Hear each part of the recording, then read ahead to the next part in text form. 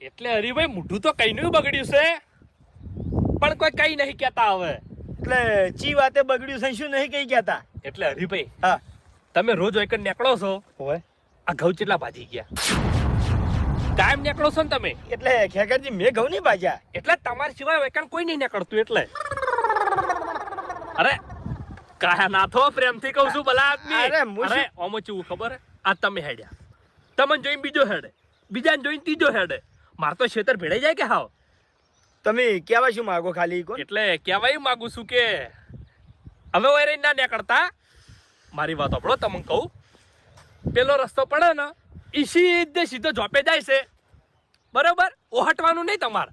એની તમે ચિંતા ના કરો, હું સીધોય નીકળ્યો અને આ બાજુ નીકળ્યો. ઓય ના નીકળતા.